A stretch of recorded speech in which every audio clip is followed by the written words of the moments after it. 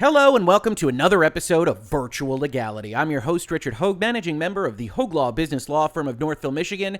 And today we're going to talk about one of our favorite topics here in Virtual Legality, corporate messaging, communications, and the way in which companies in the video game industry are supporting or failing to support what they term as live services games. Games that are supposed to have a long tail, that are supposed to be out there with servers, allowing players to play them for a very long time, primarily so that the publishers can monetize that interaction with the game. No problems there, and that additional content can be provided for that long period of time. Marvel's Avengers project, the A logo of which you see on your screen right now, was one such game. Although a giant single-player campaign was a part of this project, it was designed around the concept of supporting things over a long tail period. Now, a lot of people bought into it. Maybe not as many as Square Enix would have hoped, but you can see here on the NPD Group Inc. sales charts for 2020 that Marvel's Avengers actually finished 11th, just outside the top 10, and it's very difficult for a company to complain about something like an 11th place finish. Of course, Square Enix is paying licensing fees to Disney and Marvel in order to make the Avengers project, and so thought, in all likelihood, they were going to do a lot better than they actually did. But the actual game is pretty darn good. You see various reports and reviews in various outlets here, like on The Verge, that says Marvel's Avengers has a surprisingly good campaign. And I couldn't agree more. I think the campaign in Marvel's Avengers is actually really nice. I think the core gameplay loop of Marvel's Avengers, of actually playing as these different heroes and the techniques that you have to use when you play in each of these different heroes against the opponents, is actually very good. To my mind, Crystal Dynamics and Square Enix, they did the hard part. They got that 30 seconds of fun. They got the loop of action that can carry you through a long period of gameplay, just like the Destinies of the world. But they had some issues. Now, should they have had issues? Obviously, as we look at the pop culture landscape here in early 2021, you see things like WandaVision being one of the most popular shows on TV. You see an MCU for Phase 4 that is ready to go and explore not just Wanda and Vision, but also Falcon, Winter Soldier, Loki, Captain Marvel, She-Hulk, Hawkeye. All of these various opportunities for somebody that is wielding a license like the Avengers to take advantage of. And yet, we still don't see a lot of uptake from their project. I even thought it was one of the best games of 2020, admittedly in that 10th or so spot, and there were a number of games that I would prefer over playing Avengers, and in fact, I haven't played Avengers very often of late because I don't think that it has kind of the live services components that it needs to have, but like with so many of these games, like people waiting for Anthem Next or other kind of correctives, whether it's Final Fantasy XIV or Division 2, whatever it is that you might be playing, I have been waiting with bated breath for them to really start attacking their endgame state, their loop after you finish the campaign, and unfortunately, that hasn't happened.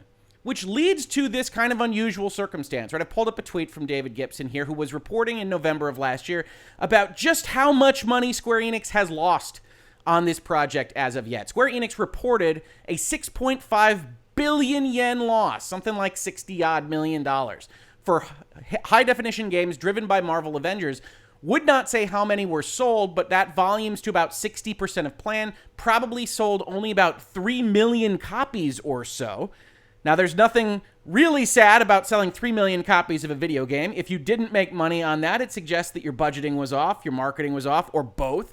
And certainly, with an Avengers property, you could imagine if you're Square Enix that you're just going to be bathing in dollar bills because Endgame just had a $350 million opening weekend. And like we said, WandaVision is coming and the rest of the Disney Plus and Black Widow and Eternals and everything else. So if you're Square Enix, you think, okay, this is a license to print money. We're going to do it. It's going to be great. But it hasn't happened. In fact, it hasn't happened so much that if you go and you look at places like on Steam charts, you see, as of 2 hours ago, the number of people that were playing Marvel's Avengers, which again is a live services-oriented game. You want to be able to play with your friends, have friends populate the gameplay to really get the most out of it. 475 were playing 2 hours ago. Not 47,000, not 475,000. 475 players were playing on Steam. Now, Avengers is very good for console play. There might be more players playing on console. You can enjoy it in a single-player fashion or only connecting with just the people that you know, certainly. But if Square Enix's plan was to have something like Destiny, where we could see on those same Steam charts that 60,000 people were playing 37 minutes ago, Marvel's Avengers, as of right now, could only be seen as an abject failure. And that failure kind of compounded as things went along, right? When the game was released, one of the reasons you see people dropping off of it is that the plan had been to support it every month after launch. They had the whole war table concept. They were doing videos. They were following the Destiny path of trying to make sure that people constantly had things to do. But of course, 2020 was no fun for anybody. Neither is 2021. Pandemic gives some excuses here, but those excuses don't actually sell copies of the video game. So when in October of last year, they said, well, we're going to push back our next character. We're going to push back the next gen release for the people that are excited about the Series X and the PlayStation 5 all the way to next year. Things started to slow down even more. Then, over the course of the last couple of weeks, we started to see them prepare for what is the March 18th launch of their next character, Hawkeye, Clint Barton version. They already have put in an Archer and Kate Bishop as of their last update, which is another unusual kind of set of design decisions, right? You've got this game, you know WandaVision roughly when it's coming out, you know Falcon and the Winter Soldier, you know roughly when they're coming out. You got Hawkeye later on this year, so you've hit that kind of, but then you're adding two Archer characters one after the other because of story, plot, lore, whatever it might be. Probably not a great idea if you're trying to incentivize people to come and explore the game. And I say this, by the way, as someone that was very, very impressed with the Kate Bishop add-on, which was free, featured a number of story items, featured voice acting and cutscenes and additional concepts and biomes and things like that. And Hawkeye looks to be even bigger, but you always have to question what exactly you're putting your resources in at Marvel's Avengers or anyone else that's creating a live services game like this, which leads us to today, right? That's your background. Rick likes Avengers. Rick wants to see it succeed and has waited very long to see it happen, and now, as of this morning, is pretty much unconvinced that it ever will. Why? Well, because they put out a post today entitled, innocuously enough, Upcoming Cosmetic and XP Rework. Okay, what do you mean? March 18th will mark the release of both Hawkeye and the official next-gen versions of Marvel's Avengers. But there's also a few changes about cosmetics and XP coming that we'd like to discuss. It's a little warning bell, right? Sounds like you're being dragged into the principal's office. What do you want to talk to us about? What is this all going to say? XP Rework. Since we launched last September, our balance team has been evaluating the XP curve for leveling from level 1 to level 50, and we'll be making some changes to address two core issues. The current XP curve isn't really a curve at all. In most RPGs, which this is not, by the way, the amount of XP you need to level up increases as you gain levels in a curve, but our system is a straight line. This has led to pacing issues, such as skill points currently being rewarded too fast, which may be confusing and overwhelming to newer players. We want each decision to invest in a skill or heroic to be more meaningful. So, what we've got here is a game that I think has an excellent core gameplay loop that if they worked on kind of the meta aspects of the game, what exactly their end game looks like, how those missions are structured, what you can do with respect to campaign and storylines. I didn't mention it, but that great campaign you saw reviewed in The Verge and you probably have seen reviewed elsewhere, you can't replay it. And when you're talking about a loot collection game where you're leveling up a bunch of characters, you can't go back and just delete all that and start again without giving up every single thing that you've earned or built up in your character set, which means that Square Enix, you spent a fortune paying for the Troy Bakers and the Nolan Norths of the world to voice all these characters in some really good scenes with a nice story. Not super excellent or anything like that, but a nice story. And nobody that has played it once has gotten the chance to play it again if they cared at all about trying to realize your loot grind. And your answer to that was to say, well, you know what? We think it's just too short. We need you to play it longer in order to get to level 50. Now, they comment here and say that's separate from your power level. If you're familiar with Destiny, the actual level that you're earning in Marvel's Avengers doesn't actually relate to what equipment you have or how strong you are necessarily. It relates to the skill points you have, which is a version of strength that allows you flexibility and things to do differently. But it isn't altogether terribly too fast. I've put in a lot of hours into Marvel's Avengers. I have one character that is at level 50, and they're saying it's going too fast. We need to make it longer. One thing that we've said in Virtual Legality a lot regarding a lot of stories is that you get more of what you incentivize and less of what you punish. In this particular case, they're punishing playing the game. They're making it less efficient. They're making it harder to get the goodies at the end of the road.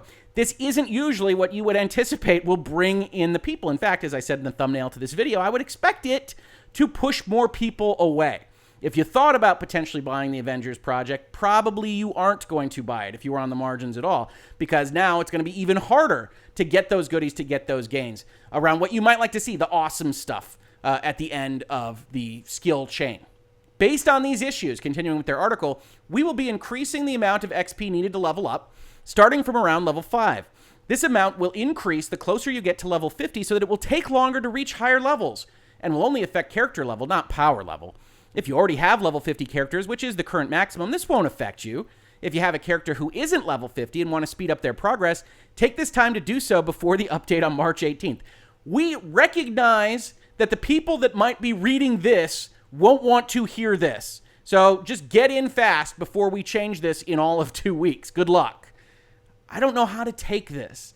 I honestly think that this was a prank before I figured out that this was actually what they were going out there with. I thought people that had tweeted this to me and had put this in my DMs were essentially acting on a lark, were trolling me, because I just don't understand how it can make sense to elongate the XP structure, to elongate the experience when you don't have enough missions, you don't have enough content in the end game. That's what people have complained about. It really does feel like, oh, I don't know, you're sort of stretched, thin, like butter scraping over too much bread. You might be familiar with that concept if you like the kind of movies that I like. It feels like they are trying to stretch out their experience. And I am sympathetic to 2020 and 2021, making it difficult to get the amount of content out that they would have wanted to get out.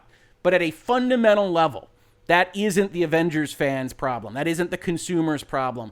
And it's just super weird to see them go out here, say they're going to elongate it, and not really explain why. They say it's not a curve. They say skill points are being given out too fast. None of that sounds bad to the average game player or the average consumer. They don't explain what is in it for us, except that things will be going slower. And if you don't like that, try to get in all your people before March 18th. It gets worse, though, if you can believe it. We'll be reworking how players obtain certain cosmetic items with the goal of providing more player agency and clarity about how to obtain them by removing randomness from the process. Now, if you haven't played Marvel's Avengers, one thing that you should know is that unlike Destiny, unlike Diablo, unlike Division, you do not have cosmetic changes for the equipment that you get. As we've talked about here in Virtual Legality and other places that you might find me commenting on things on the internet, Marvel and Disney are licensors. They have an obligation and certainly a desire to protect the way their intellectual property is used by their licensees. And one of the things that happens as part of that process is that they get a lot of control around what your characters are going to look like, how you are going to perceive Hawkeye or Iron Man or the Hulk or whatever, and how they're going to be treated in the game. One thing that likely happened as part of these conversations is that we are not going to make Iron Man look weird by having one helmet from this suit and one arm from this suit and two different legs and all this stuff. So we're going to keep all the cosmetics locked into whole suit changes. You can go, you can get a different suit, you can get an overall different skin for your character, but you're not going to have anything represented when you pick up that new piece of loot, even though it might be a legendary, even though it might do a lot of cool stuff. Your cosmetic look won't change at all. That was one of the things that reviewers actually identified as being a problem with kind of the rush that you're supposed to get from a looter game, and I agree that it is kind of an issue. But what it means is that cosmetics took on a significant amount of importance because when you got them, you could actually change how you looked in a fashion that you couldn't just by getting all the other loot that was coming out of the loot pinatas while you played. One of the things that you could find to do those were just treasure chests around, what they call strong boxes, that would occasionally have either a pattern that you would dissect or whatever it is that you do in Marvel's Avengers to have a cosmetic pop out of that, or you could just find the cosmetic in general in the box. They say they are taking those away. Why? Now, the reason that they give is to give players more agency and clarity about how to obtain them. I have to say, I don't think there's anything wrong with that conceptually. Unlike the XP rework, I can understand wanting to go back to the foundations and say, you know what? Getting a random Hulk in a gangster suit in a lockbox somewhere in Siberia isn't as cool as some of the things that Destiny does, for instance, where you actually have a little story that goes along with this particular gun and you go and you earn it. And then you understand that you had to go through all of these trials and tribulations to earn that. You have that agency. You have that connection to that good. I don't think it's wrong, although it is a rework for what they have done. The problem that I have is how they're choosing to do it from a time frame perspective, and we'll see exactly what that is now. Currently, many of these items are not only obtainable through a random chance in Strongboxes or in Chastity's store, the Cosmetic Vendor. We want to make sure that when you earn a cosmetic item, it is something that you have had a choice in working towards. The first step of this is to temporarily disable the random cosmetic item drops in preparation for the change. Understand, everything that they are about to describe, everything that they have described in respect of this cosmetic rework is not going into the game on March 18th. The actual rework that they are doing is at some point in the future, in a game where the updates that were supposed to happen on a monthly basis didn't happen, where the next-gen version, which was supposed to release day and date to the old-gen version, didn't happen, where they've had all sorts of trouble maintaining any sort of time frame on the roadmap that they have put forth. They've said, well, wait for it. We are going to do this rework. You're going to like it a lot more because you're going to get this agency and clarity, but we're not going to put it in the day that we take out everything else. It's crazy. Players won't lose anything they have already earned. These items will be available again in places such as the Cosmetic Vendor once her store is reworked in future updates and will be purchasable with units. You have to go and grind out the dollar bills to go and pay for these things. Essentially, we aren't going to put these in boxes anymore. So unlike that Destiny concept of special quests, it sounds like, and it's hard to say because they don't actually give you the details here, it sounds like they're going to take all those randoms out and they're going to put them only in a store where you can buy them. And good luck. Go get the dollar bills. That's all it's going to be in the chests now. And then you can go buy what you want, sure. But you're never going to have that chest necessarily that gives you that real pop of discovery for getting a cosmetic item so that you can have agency. Either way, though, those won't be in the boxes. Those won't be in the store after we take them out of the boxes on March 18th. They'll just be gone. What we are going to sell you on March 18th is something that has a longer XP curve and doesn't have random cosmetic drops and doesn't put the cosmetics back in the store so that you can buy them using this new system. Okay, Square Enix and Crystal Dynamics, you do you. This will directly affect random chance cosmetic rewards from completing activities and character progression. I believe that means they won't pop out anymore, but it's unclear. This will directly affect, you'll note, doesn't actually say what it does, just says that will affect it. Numerous patterns, those are the things that you get that can be turned into cosmetics, will also be temporarily disabled from dropping, and in some cases replaced with additional units that can be spent at the Cosmetic Vendor. We're taking out the entire concept of giving you cosmetics for quote-unquote free, giving you units instead, and then you can pick what you want to buy. Okay, could be good, but I can't actually buy those when you decided to take them out of the boxes. Just really, really strange. The Cosmetic Vendor will still be open while we work on updating her functionality. Okay. The following outfits and nameplates will remain in the Cosmetic Vendor while her store undergoes the rework. We're going to just put in this kind of slate of things. They're not going to change. They're not going to reflect everything that used to be in the game that now no longer will drop and that you can't change patterns into. But you can buy this stuff if you're interested in playing our game while it's effectively under construction. It's like going to Disney World and getting there and seeing that Cinderella's castle has all of these giant construction pieces of equipment around it, and all you ever paid for was to get that photo and to see the castle, and it's just behind a scrim. It's like, okay, I guess Square Enix, we'll go in and play Marvel's Avengers, but this isn't exactly the kind of thing that you sold us on the back of the box. The following emotes, which were previously level up rewards, will be added to the Cosmetic Vendor on March 18th to allow for more selection during her time of limited wares. This stuff, we used to give it to you for free as level up rewards. We've taken them out of level up rewards and we've populated the store with it just so it looks like you have more options with which to buy from. Okay, all right. This is a great piece of messaging. I would love to know what the thought process is here, and we'll talk about that when we get to the end of this, because we do like to try to be objective when we look at these things in Virtual Legality, but it's so hard for me to see exactly what the plan is here other than stretching out the content that is already in the game. Finally, we wanted to give players a more immediate reward for activating Hawkeye's challenge card, which doesn't exist yet. It comes out on March 18th. So we moved an outfit to the first slot of the activated path. You wouldn't even need to tell us about that. That's not available at all. But essentially, we want you to buy this thing. It's one of the few things that they actually sell in Marvel's Avengers. So we put a cool outfit at the front so that maybe you'll be more likely to buy it. With these changes, Marvel's Avengers will be a more balanced experience overall. Understand, there isn't a PvP component to this game. It is all player versus environment. It's all cooperative, working against robots and more robots and all the robots in the world, another complaint that people have about it. But balance isn't necessarily what you need to aim for in terms of XP and cosmetic drops. We'll let everyone know when the Cosmetic Vendor rework is coming. It's great. We'll give you a heads up when we have a heads up for when it'll come in the future. But in the meantime, if there are items you wish to receive in the current fashion, you should totally play the game in the next 2 weeks, because that'll all be gone. Sorry about that. We're taking it away. Until then, we'll have more information on replaying the Reassemble campaign. We're going to try to let you play that campaign again, and updates to the harm room, kind of the simulator room, in the near future. Wait, I'm sorry. Were you trying to assuage my concerns about this by saying until then, implying that I can know something or do something now? Until then, we'll have more information on this stuff in the future. I've never actually seen a sentence that started with until then, and then its actual subject was in the near future. I don't think that sentence works. It certainly doesn't assuage my concerns. They've been working on getting the Reassemble campaign access back into the game, apparently since it came out, because nobody ever thought, hey, we spent $50 million making this. Maybe people would want to play it again, but here we are. So, look.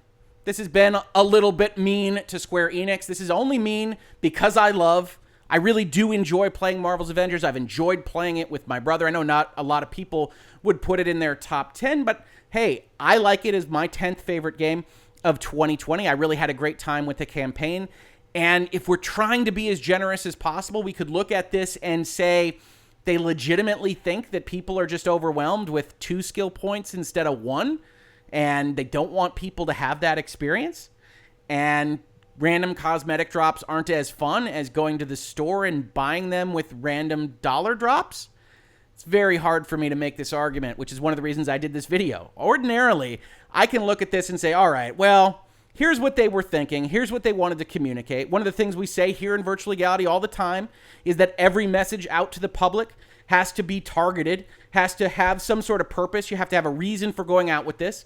The main reason appears to be as a sort of warning that if you were really excited about March 18th, as I kind of was, I'm looking forward to seeing Hawkeye, I'm looking forward to seeing the game on the PlayStation 5, that you should be warned that the game isn't necessarily going to be as cool as you might otherwise like it. You're not going to have these drops. It's going to be harder to gain levels with both the new character, which you can't pre-level, and every other character after that, assuming that Square Enix and Crystal Dynamics actually keeps up with their roadmap.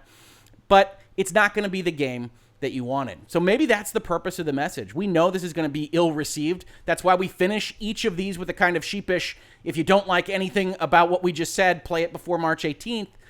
But at the end of the day, why should anybody like anything about what this says? And why in the world would you take out one piece of your cosmetic plan before you replace it with the next piece? Why in the world do you have to go through this period in which you've got this fake store locked in with things that you had to pull off the level up rewards in order to make people feel like they've got anything before you actually replace it with what you wanted to replace it with? Just crazy talk. And so unfortunately, I look at this and say, I love Marvel's Avengers. I've really enjoyed it as a game. I want to see it succeed. And now, as of March 4th, 2021, I unfortunately have absolutely no faith that it will do so. Which is why I went out today with a tweet. Am I losing my mind? In an effort to save the somewhat flaying Avengers project, they are going to increase XP leveling requirements and remove random cosmetic drops. Is it opposite day? And of course, because I believe I did this on my phone, it got changed to flaying. I did also have to add the comment, for the record, the Avengers project is somewhat flailing, not flaying, that I know of. Because I don't believe Marvel, Square Enix, or Crystal Dynamics is skinning anybody. But it certainly does raise the question of whether they continue to have any skin in the game. This has been Virtual Legality for today. If you enjoy conversations like this, it's a little bit lighter than we often do in Virtual Legality, but we talk about business and law and corporate messaging like we just did with the Avengers, about video games, technology, music, movies, and television, please consider supporting the channel. We've got a Patreon, Streamlabs, a store. And if you don't like any of those, just consider subscribing, ringing the bell, leaving comments for the Google algorithm, and telling your friends that we are here. Every single little bit helps, and I am so appreciative of everybody that does any one of those things just to help the channel grow. Thank you so much to everyone. If you caught this on YouTube, thank you so much for watching. And if you listen to it as a podcast, thank you so much for listening. And I will catch you on the very next episode of Virtual Legality. Virtual Legality is a YouTube video series with audio podcast versions presented as commentary and for education and entertainment purposes only. It does not constitute legal advice and does not create an attorney-client relationship. If you have legal questions about the topics discussed, please consult your own legal counsel.